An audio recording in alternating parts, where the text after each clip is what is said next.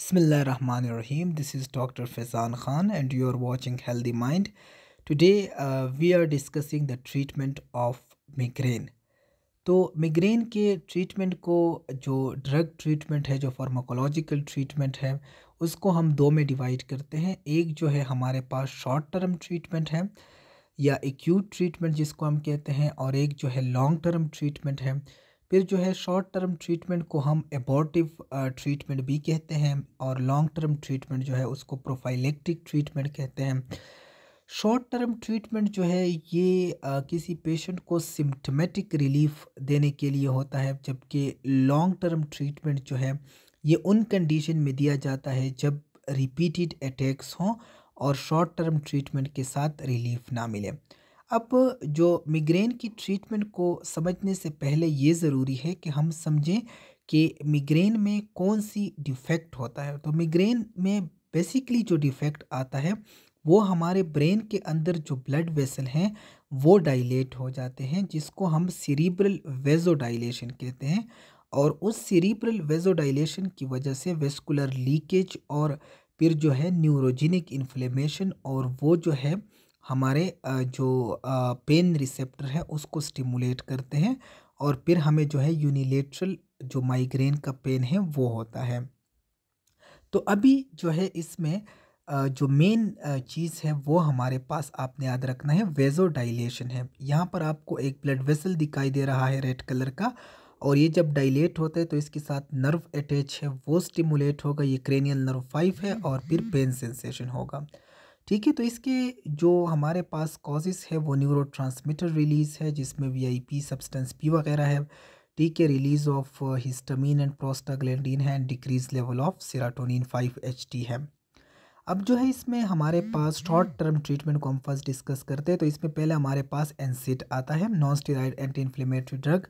इसमें हमारे पास एक नेप्रोक्सीन जो है वो हम फेमसली यूज़ करते हैं नेप्रोक्स के नाम से 500 mg। साथ में जो है बुप्रोफिन भी यूज़ करते हैं जो एनसिड के नाम से 100 mg में आता है।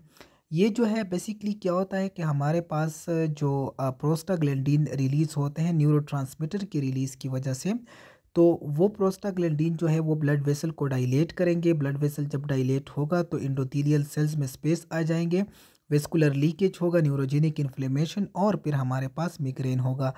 तो बेसिकली आपने ये समझना है कि the NSAID inhibits the action of prostaglandin.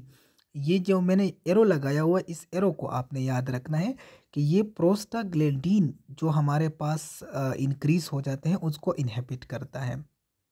The second one is antihistamine. तो हमारे पास जो है फेमस एंटीहिस्टामीन जो यूज़ होता है वो है डाइमेनहाइड्रामीन, एलिको के नाम से आता है, और इसके साथ और भी हमारे साथ इंग्रेडिएंट होते हैं। ये आप देख सकते हैं, हिस्टामीन रिसेप्टर है हमारे पास ब्लड वेसल में, तो इन रिसेप्टर के साथ जब हिस्टामीन बाइंड होता है तो वाजोडाइलेशन होती है, और फिर वेस्कुलर लीकेज होता है। तो बेसिकली क्या होता है कि एंटीहिस्टामीन जो है वो ब्लड वेसल पर जो प्लस का साइन मैंने बनाया हुआ है इस रिसेप्टर के साथ बाइंड होगा और हिस्टामीन की एक्शन को प्रिवेंट करेगा, और इस तरह हमारे पास मिग्रेन कंट्रोल होगा। थर्ड जो है वो है हमारे पास स्टेरॉइड्स। तो फेमस स्टेरॉइड जो यूज़ होता है वो डेक्सामीथासोन है।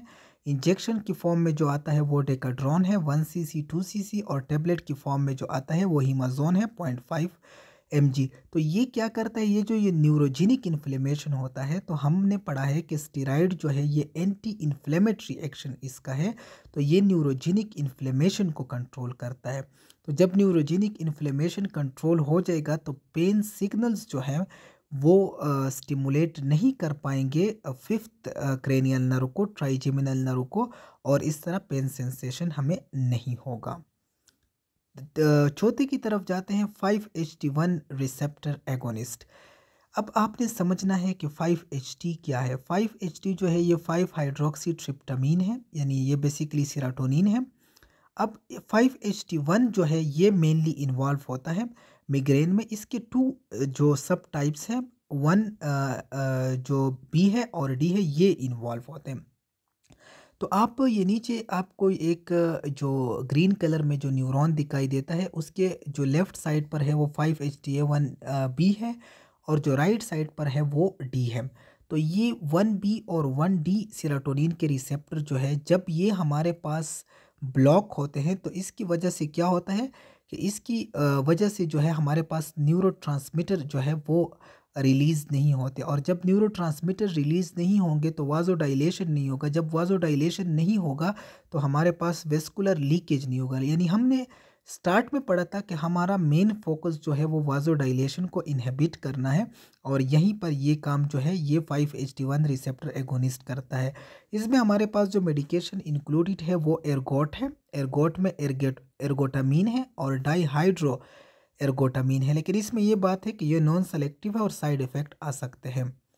फिर हमारे पास इसमें 5-HT1 रिसेप्टर एगोनिस्ट जो है, इसमें दूसरा जो है वो ट्रिप्टेन है। तो आपने इसका नाम बहुत सुना होगा, सुमिट्रिप्टेन है और ज़ोलमिट्रिप्टेन है। तो लास्ट में हम समरी बयान करते हैं। तो medication use in acute therapy are in short term treatment of migraine are, तो आपने ये 4 नाम कम से कम याद रखने हैं: NSAIDs, antihistamines, steroids, and then 5-HT1 receptor agonists that include the ergots and triptan. ergots में ergotamine, dihydroergotamine और triptan में sumatriptan and the zolmitriptan.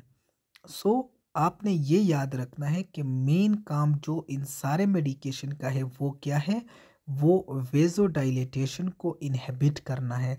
जब वेज़ोडाइलेटेशन इनहिबिट होगा तो वेस्कुलर लीकेज नहीं होगा, न्यूरोजेनिक इन्फ्लेमेशन नहीं होगा, और फिर जो है फिफ्थ क्रेनियल नर्व स्टिमुलेट नहीं होगा, और हमारे पास पेन परसेप्शन नहीं होगा। So this was all about my lecture today. Thank you for watching.